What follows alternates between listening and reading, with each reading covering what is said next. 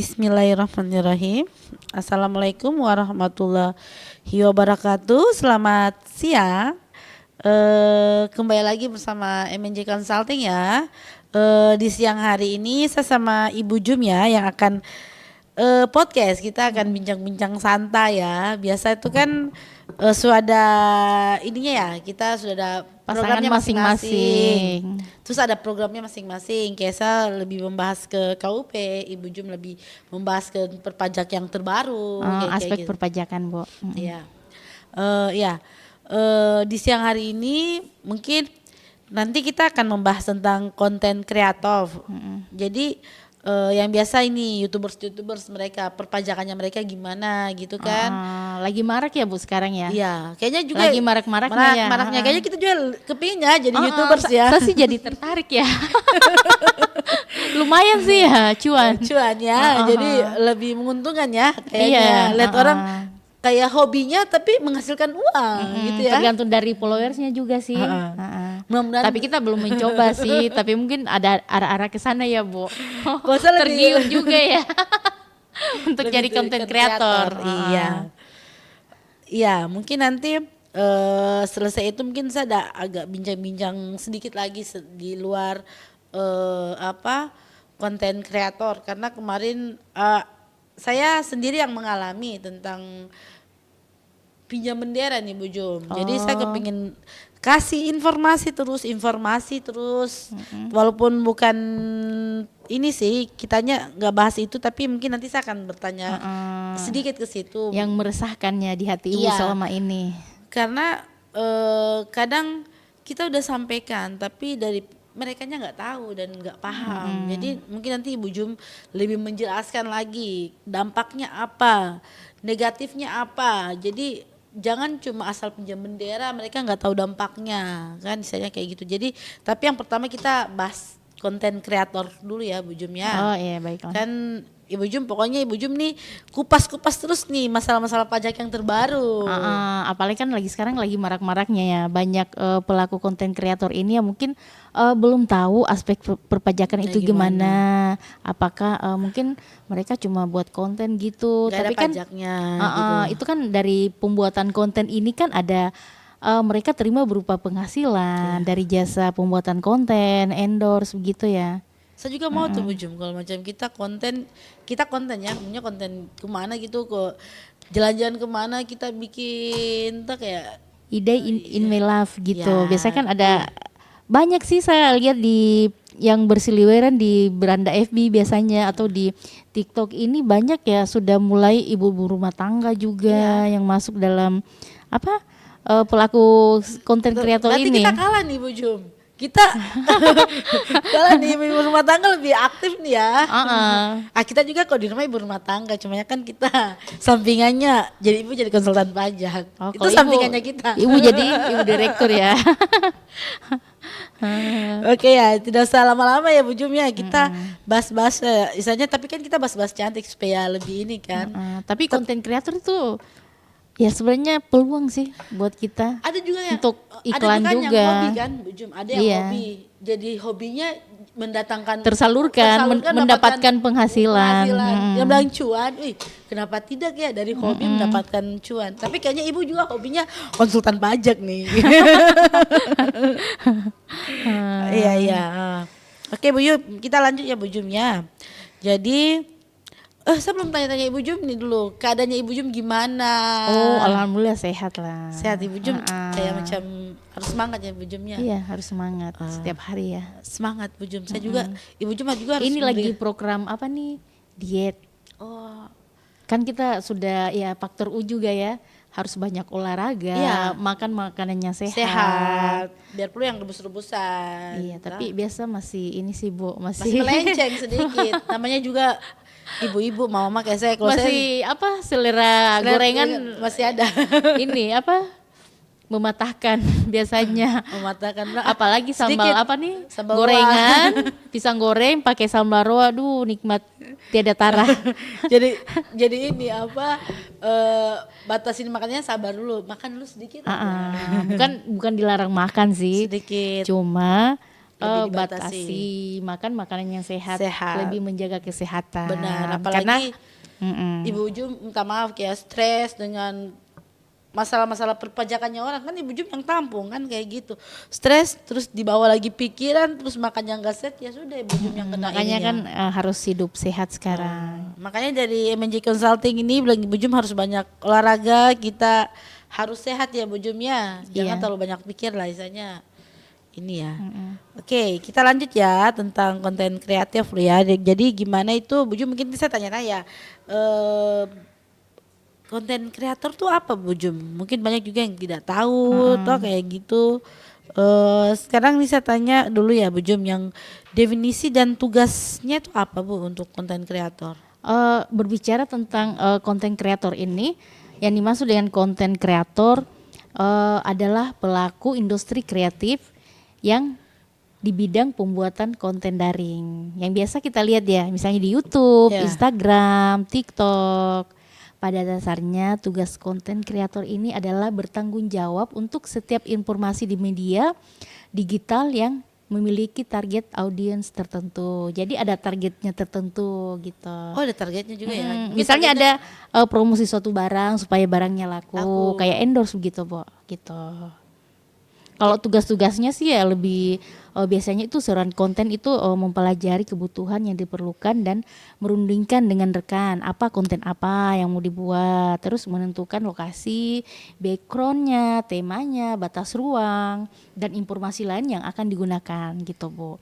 Terus ada selain itu juga biasanya mereka melakukan studi untuk mendapatkan inspirasi terkait dengan konten atau Kontennya. gambar yang digital yang akan dibuat gitu Bu. Terus melaksanakan pekerjaan yang telah mendapatkan persetujuan melalui media paling tepat berdasarkan metode reproduksi tertentu. Misalnya nih ada konten nih tapi kita harus izin, sempat orangnya yang kita masukkan ke kontennya kita itu mereka nggak setuju kan jadi masalah nantinya. begitu juga Jadi ya. harus izin dulu. Misalnya kita ke resto nih. Tapi kalau saya rasa sih pengusaha untuk resto ya lebih senang kalau di ini Iya, soalnya kedatangan konten kreatif ya, kreatif. supaya kan itu kan selain promosi juga Benar. untuk kegiatan usahanya mereka. Gitu Jadi, sih Bu. soalnya kalau macam mereka bikin konten terus makanannya enak, pasti kan pengunjung pada datang, apalagi keluarnya di TikTok atau Kan snack. berseliweran di TikTok nih. Heeh. Jadi kita bisa lihat, oh rekomendasi tempat terbaru di sini. Apalagi kalau kayak kita di Jayapura nih, tiba-tiba ada Heeh. ini makanannya, kita cari tahu ini di mana, daerah mana ya. Kayak kita kan suka kepo kayak gitu kan. Jadi tertarik nih Bu jadi konten kreator.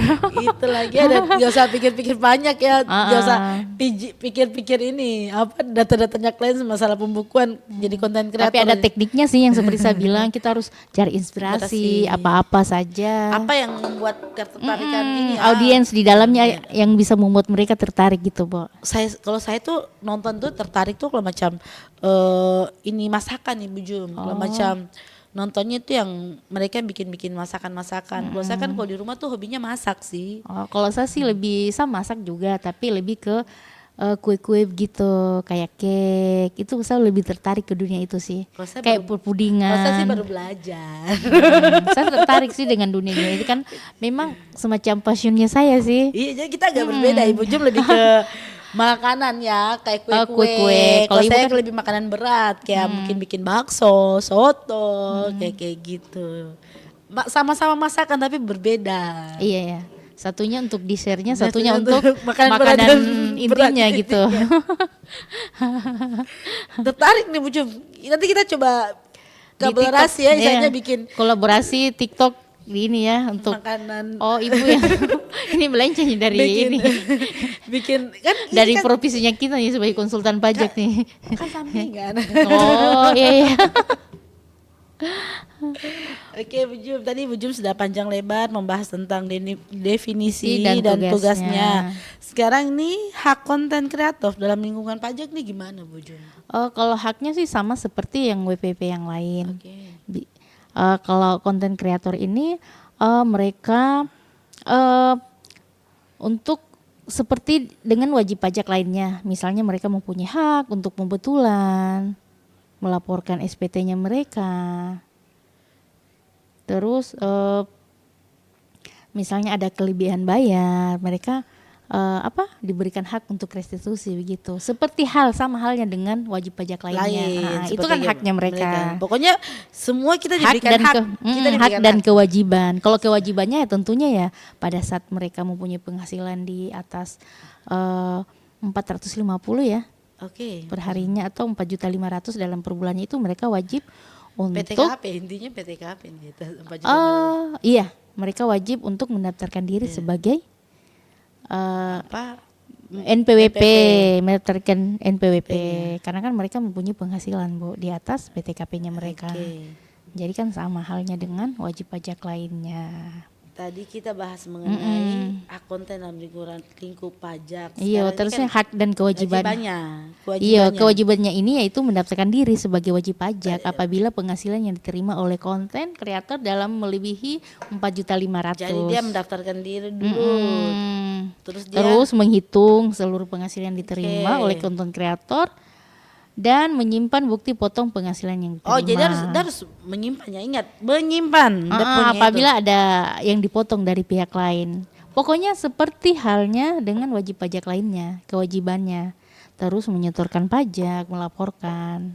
Oke. Gitu sih, Bu. Tadi ini saya ulang lagi ya, perlakuan pajaknya Ibu Jum. Hak dan kewajibannya. Kalau perlakuan pajaknya itu ya sama dengan wajib pajak lain ya, itu biasanya mereka mendaftar untuk administrasi perpajakannya biasanya melalui sistem online yang kita kenal dengan DJP online. Iya kan konten kreatif kan online, jadi mereka bisa daftar online juga. Iya, sama. Mereka kan wajib pajak juga, Bu. Jadi mereka ya seperti wajib pajak lain sih. Ya mendaftarkan diri di DJP online untuk mempermudah ya. Sekarang kan semuanya serba online. Iya. Jadi mereka mendaftarkan di situ. Terus objek pajak penghasilannya Objek pajak penghasilan kalau konten kreator ya, ya. itu biasanya kan dari fee atau biaya jasa. Oke. Biaya jasa yang didapatkan atas pembuatan jenis konten. Oke. Terus ke endorsement. Kalau biaya endorsement ini yang didapatkan atau promosi barang di sosial media. Dalam hal ini, apabila imbalan jasa yang didapat berupa barang, maka nilai yang dihitung berdasarkan nilai pasar. Terus gaji, upah atau bonus. Dalam hal konten kreator, disewa atau konten oleh pihak ketiga yang jangka periode misalnya 1 tahun atau berapa bulan gitu. Terus dari penghasilannya objek pajak itu dari Google AdSense, itu penghasilan dari Google yang dihitung berdasarkan metode revenue per click-nya. Yang biasanya kan bikin konten ada iklan-iklannya lewat itu kan dibayar dari Google-nya. Oh, jadi kalau macam kita nonton gitu ada iklan itu mereka dibayar ya? Iya, itu mereka dapat penghasilan dari situ. Gitu sih, Bu. Oke. Jadi sama, nggak beda jauh sih dari wajib pajak lainnya ya. Ada lagi Ibu Jum yang mau disampaikan, maksudnya ini kan itu kita bincang-bincang cantik aja, cuma pemberitahuan kepada teman-teman yang sempat ada di sini kan berseliweran ya, banyak yang sekarang banyak, Bu maraknya Jum. ya. Sekarang sudah banyak yang bikin-bikin konten. Jangan sampai mereka sudah dapat penghasilan. Ada kan yang sangat fantastis ya. Iya. Kayak kalau artis sih, kayak Raffi Ahmad, Atta Halilintar kan sampai miliaran. Iya. Tapi kan mereka kan mungkin pasti ya punya Mereka juga kan punya- konsultan pajak lah. Mungkin- Cuma yang mungkin di bawah-bawahnya mereka ya. Mungkin juga mereka punya ini ada Bu Jum, macam tim-tim juga ada kan. Tim-tim, mungkin hitungan pajaknya juga mungkin ini lagi. Untuk perlakuan pajaknya sih, penghitungan pajaknya itu bisa memakai PP 55. Oke. Oh, Iya. PP 55 yang terbaru nih. Iya. Kemarin.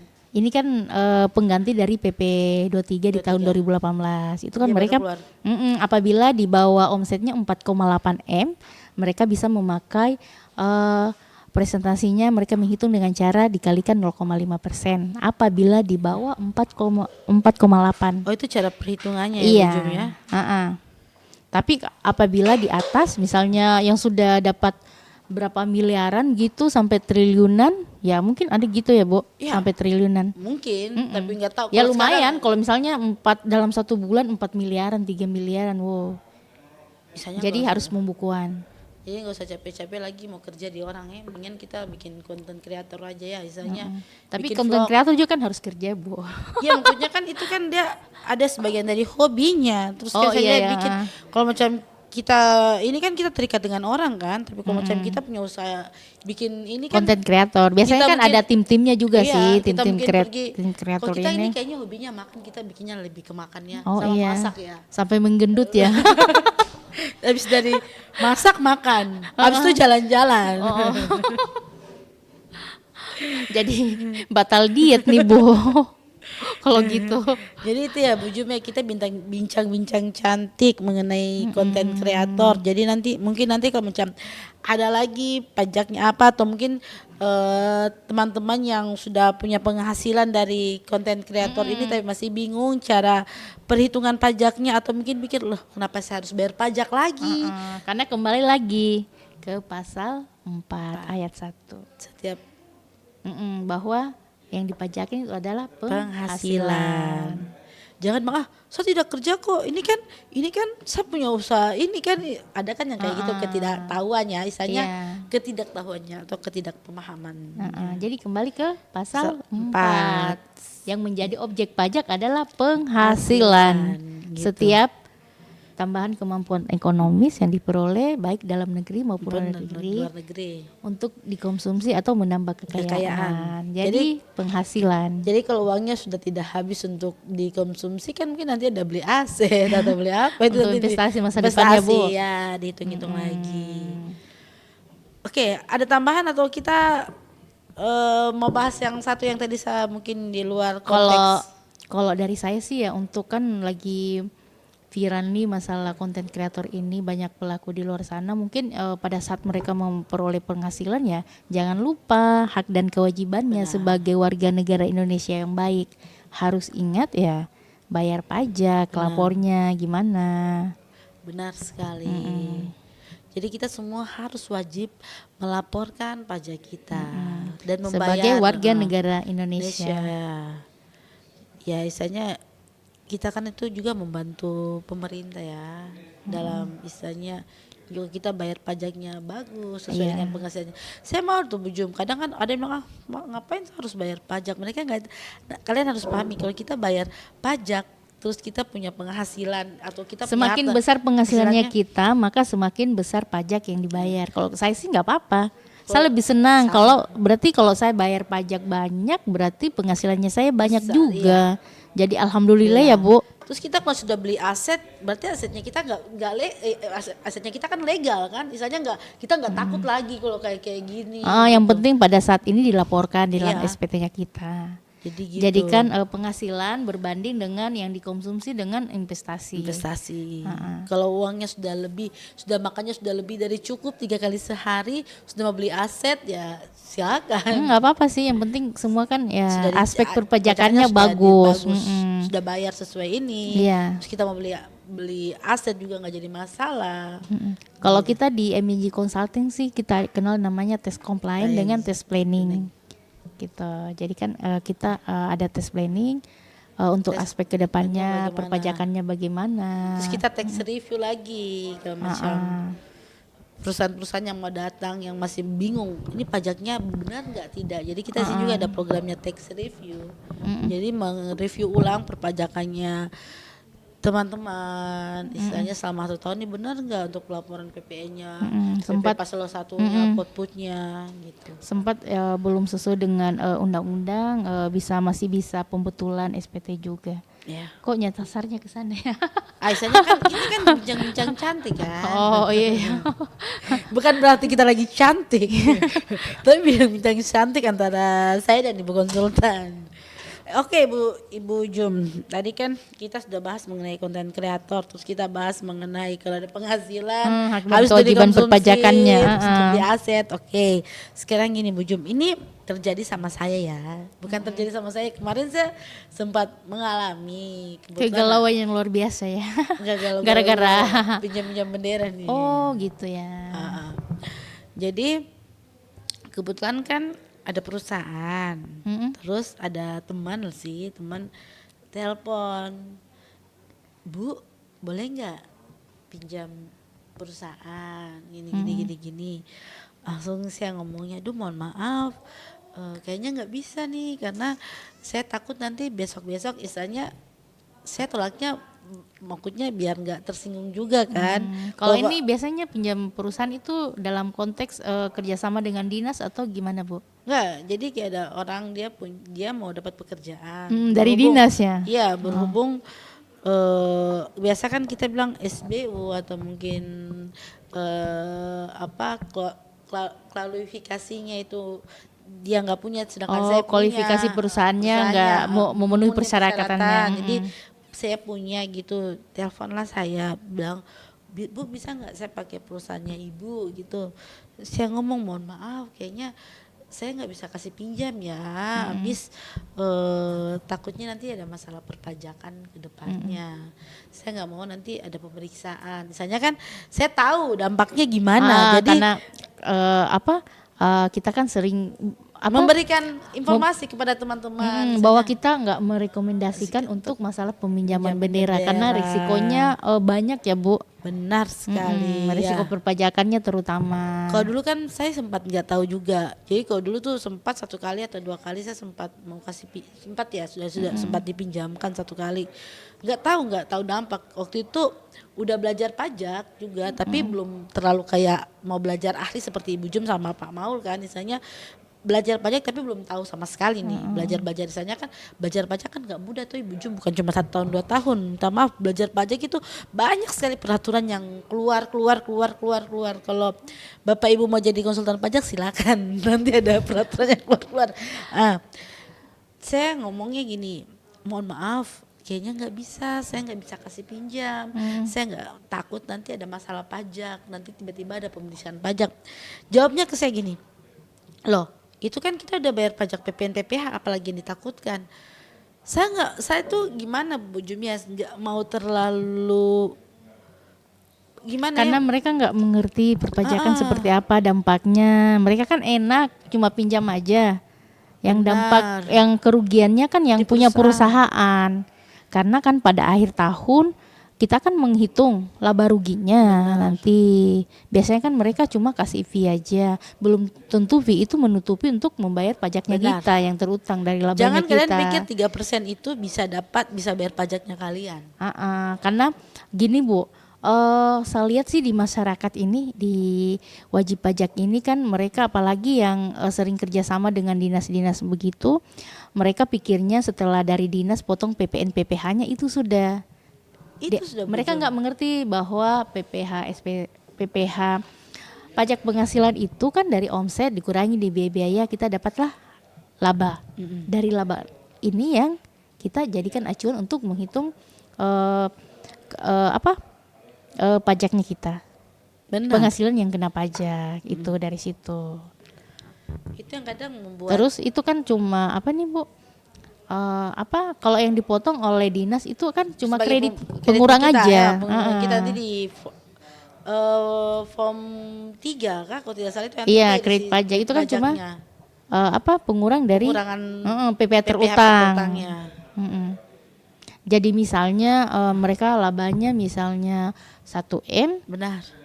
Hitung dia punya tarif pasal berapa tuh? Misalnya dia punya 1E atau apa kalau sudah pakai. Misalnya dia punya PPh terutangnya nih Bu ya, misalnya 100 juta, yang dipotong dengan dinas 30 juta. Benar. Otomatis kan yang masih ada PPh terutangnya itu yang harus di-store itu masih ada 70 juta. Itu. Jadi keliru biasanya. Jadi teman-teman pemahamannya. Gitu ya. Jadi bukan bukan cuma potong PPN dan PPH. Ada lagi terhitung biasa kan di akhir tahun biasa tanggal April tanggal 30 April. Itu pelaporan SPT tahunan itu kan kita diolak-alik lagi perhitungan omsetnya kita selama 1 tahun. Contohnya kalau macam tiba-tiba teman kita dia kasih fee mohon maaf kayak berapa persen lah kayak gitu, taruh 5% lah, gak usah bilang. Terus tiba-tiba kita tahu kah biaya-biaya yang dia keluarkan, tiba-tiba ada objek pajak dari mana, dia sewakan apanya, itu kan dia sewa alat, dia nggak potong outputnya. Misalnya gini ya, peminjam ini perusahaan ini misalnya dia pekerjaan fisik lah, fisik.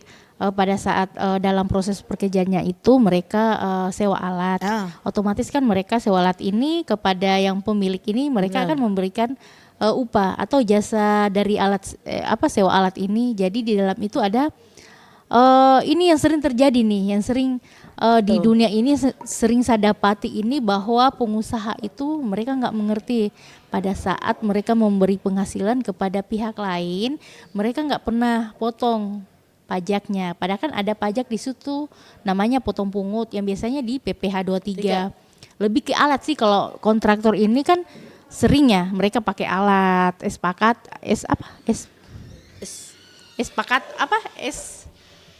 maaf nih, apa namanya nih? Apa ya? Espakator. Eksavator. Apa? Eksavator. Mereka kan pinjam. Jadi Terus kan mereka sewa. kan lumayan ya mahal sih sewanya ya, Bu. Biasanya tembus 7 juta ya 7 per juta hari. Per hari ya. Ya.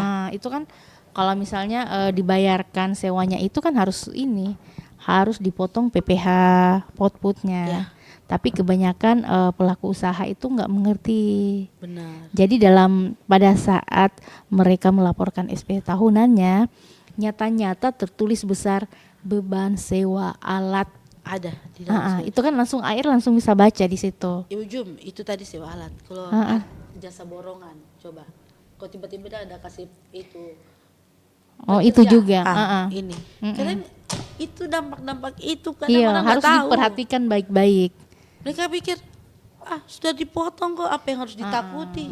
Ya Allah. Jadi pajak itu bukan finishnya pada saat dari dinas potong pungut PPN dan PPh-nya. Ada lagi perhitungannya. Mereka mungkin pikir, itu final juga kok. Mereka nggak pikir dampaknya. Oh, kalau final sih ya oke. Tapi di dalamnya ini ada biaya-biaya yang ada objek pajaknya, misalnya upah, gaji, biaya ekspedisi. Biasanya kan yang kayak bisik-bisik kan kirim barang kan contohnya ada pekerjaannya ekspedisi. di Wamena, harus kirim barang ke sana, sewa pesawat atau apalah. Kan? Biasanya di biaya langsungnya sih yang berkaitan langsung dengan objek pajak Tapi tersebut. kan perusahaannya kan harus tahu kalau dia pinjam perusahaan itu kan. Kalau dia cuma kasih fee 3-5%, terus kita yang punya perusahaan nggak tahu apa yang dia kerjakan, tiba-tiba ditanya di sana, yang sering kita hadapi. Ya itulah Ibu, makanya kita nggak merekomendasikan untuk peminjam perusahaan ini. Jadi mohon maaf, bukannya karena dampaknya fatal. Saya nggak mau atau bagaimana. Saya sering informasikan kepada teman-teman, misalnya yang saya ketahui masalah perpajakan, jangan.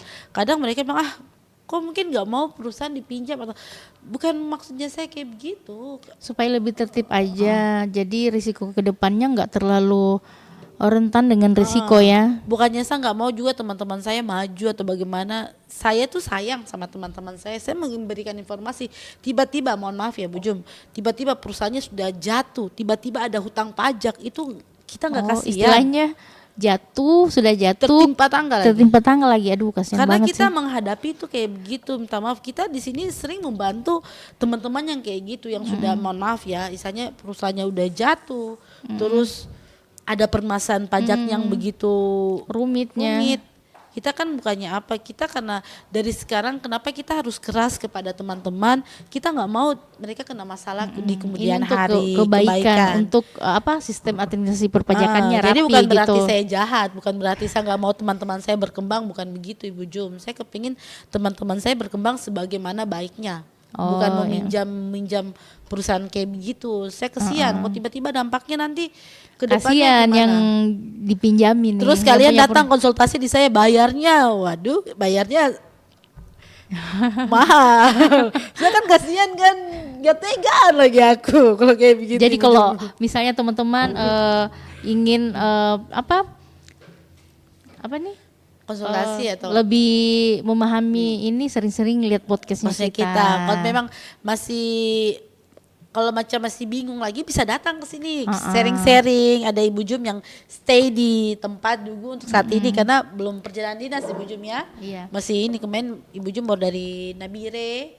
Sekarang kita sih lebih memberikan edukasi. Kepada wajib pajaknya kita. Supaya bisa mereka melaksanakan perpajakan sesuai dengan ketentuan undang-undang yang berlaku. Ya, kita nggak mau kesian mereka masalahnya ke depannya. Itu aja sih Bu Jum. Mungkin saya itu yang membuat hati saya gelisah Bu Jum. Jadi mungkin ada yang bilang Ibu Nona atau Ibu Nur, biasa kan mereka panggil saya Ibu Nona. sekarang semakin pelit ya, nggak mau kasih pinjam ini. Terus mungkin ada teman-teman saya, non ini kenapa larang-larang sih, nggak mau perusahaan saya maju atau gimana? Enggak, maksudnya saya nggak kayak gitu. Saya kepingin teman-teman saya kita semua berhasil ya. Saya Bukan karena cuma fee 5%, Ya. terus dampaknya bukan 5% lagi yang biasanya sih Kerugiannya. kerugiannya belum berlipat-lipat biasanya. belum mohon maaf seandainya mohon maaf ini seandainya tiba-tiba kalian yang paling dampaknya Ibu Jum kemarin ada telepon rekening saya diblokir. Oh gitu ya. Mereka punya akses kah? Saya bilang, ya iyalah mereka punya akses untuk blokir rekeningnya kalian. Kan emosi kan sudah dikasih tahu, ngeyel, terus Kepala batu lagi kepala ya? batu, terus konsultasi lagi. Non, kira-kira mereka bisa blokir rekeningnya saya. Hello, mereka punya data semua, jadi mereka bisa blokir. Jangankan rekeningmu, rekeningku juga bisa diblokir kalau saya salah. Iya sih gitu. Oh, jadi gitu ya Bu. Iya, maksudnya kadang mungkin ya mungkin mereka rasa Nona nih sekarang gimana ya, sombong atau gimana gitu. Bukan sombong sih, sudah lebih tahu ilmu Tegas, perpajakan. memberikan ketegasan apa dampaknya gitu, bukan sombong. Minta maaf saya nggak pernah sombong kalian. Jadi Ibu ini sudah mengerti mendalami perpajakan dari beliau tahu dampak-dampaknya apa Dulu memang saya saja nggak tahu.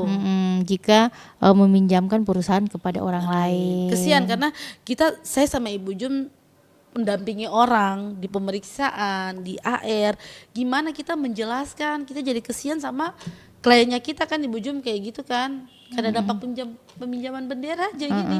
Kebanyakan sih di dunia ini, di dunia nyata. Itu yang membuat saya kasihan sama teman yang benderanya dipinjam. Jadi saya nggak mau teman-teman saya mendapatkan dampak yang sama. Itu yang membuat saya agak sedikit keras. Terserah deh mau bilang sombong juga terserah aja. Jadi di sini kita nggak merekomendasikan untuk peminjaman bendera lagi ya.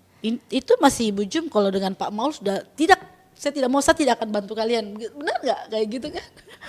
Sudah nggak mau itu. Macam sudah main pinjam-pinjam bendera. Itu saya sih mungkin ada lagi Kak Bu Jum biar mereka tuh sebenarnya saya nggak mau kupas mengenai meminjam bendera. Cuma tapi, mengeluarkan isi hatinya iya, Ibu ya, karena yang mungkin, selama ini mungkin karena mereka sudah mengganjal. mereka bilang ini sekarang nggak mau kasih ini dulu kan memang kan kadang ada yang pinjam saya kasih semenjak Ibu tahu, lihat dampaknya apa. Terus sering temani klien sama Ibu Jum kita datang memberikan ini sana Edukasi kepada wajib pajaknya kita.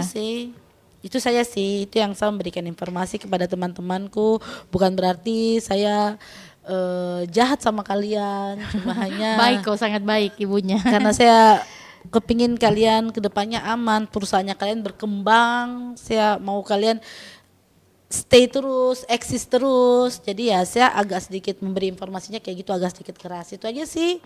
Kalau dari saya Bu Jum, mungkin Ibu Jum ada tambahan? Iya, mungkin cukup sampai di sini. Mungkin itu saja ya. Tadi kita membahasnya tentang konten kreator, terus kita membahas tentang pajak lagi, penghasilan dari apa dapat aset.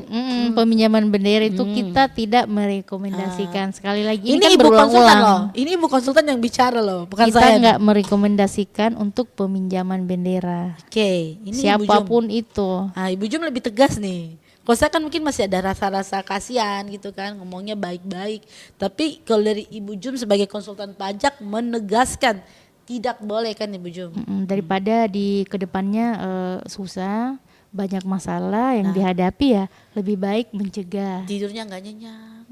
Kan banyak yang kayak gitu kan. Jadi pikiran mau bayar pajak, utangnya di mana ada banyak. Belum utang pajak, belum utang bank, belum utang yang lain-lain. Benar nggak Bu Jum?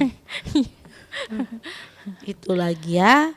Jadi begitu aja ya. Mungkin demikian dulu ya podcast kita siang hari ini. Mungkin nanti kembali lagi ya Rabu depan, entah mungkin saya sama Mbak Reni atau Ibu Jum sama Mbak Rahma, kita nggak tahu, mungkin nanti kita kasih surprise saja kepada teman-teman MNJ ya, atau mungkin nanti kita bikin konten kreator ya, kita nggak tahu ya.